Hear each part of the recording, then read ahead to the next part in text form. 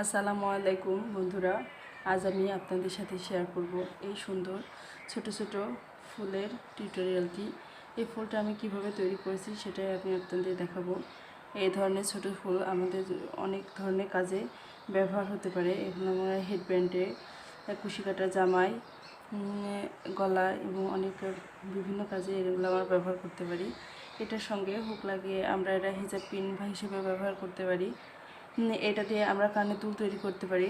বিভিন্ন ধরনের কাজই আমরা এটা দিয়ে করতে পারি। তো চলুন কিভাবে এই ফুলটি তৈরি করা যায় সেই টিউটোরিয়ালটি দেখাবো আপনাদের। এখানে আমি 9 তারের 2টা রঙের সুতা নিয়ে নিয়েছি। তো প্রথমে আমি সবুজ সুতাটা দিয়ে কাজ শুরু করব।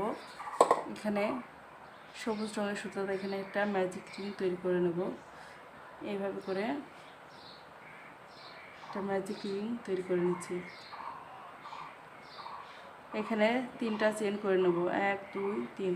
3টা চেন করে হুকটাকে এইভাবে 2বার ঘুরিয়ে একবার সুতাটাকে বের করে দেবো। আবারও 2বার পেঁচিয়ে একবার সুতাটাকে বের করব। আবারও 2বার ঘুরিয়ে একবার সুতাটাকে 2টা সুতার মধ্যে দিয়ে বের করব। করার পর এই সমস্ত সুতাগুলো একসঙ্গে করে বের করে দেবো। এখানে আমি 2টা চেন করে নেব।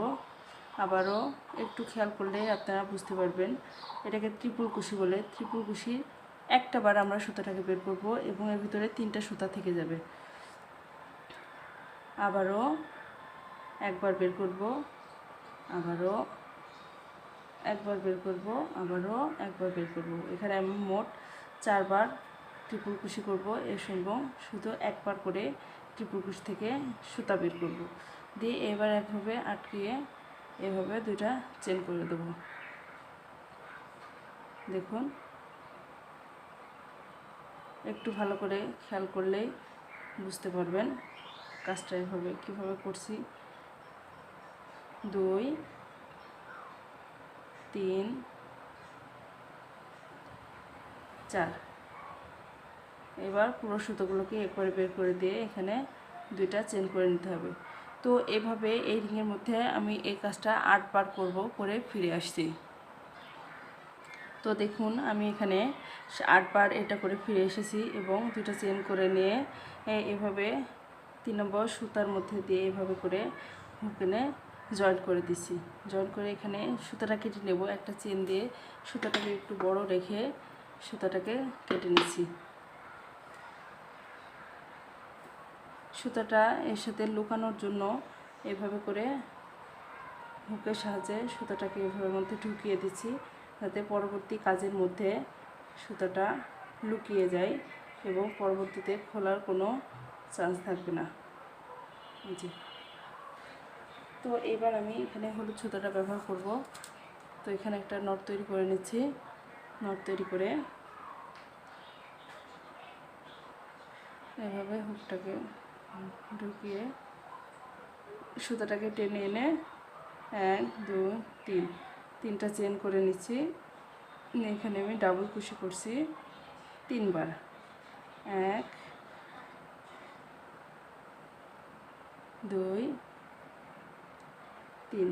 3টা চেন সমান একটা ডাবল কুশি এবং পরবর্তীতে আরও 3টা চেন করে নিচ্ছি।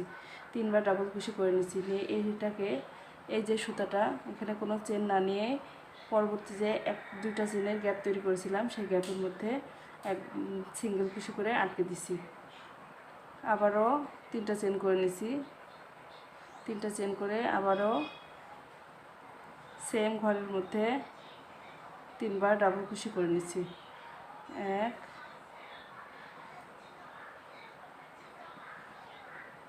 2 3। 3বার চেন করে আবারও যে 2টা চেনের গ্যাপ আছে এখানে আমি এভাবে জয়েন্ট করে দিচ্ছি। বোঝার সুবিধার্থে আমি আরও একবার করে দেখাচ্ছি। 1 2 3। 3টা চেন করে এভাবে 3বার ডাবল কুশি করে নেব। 1 2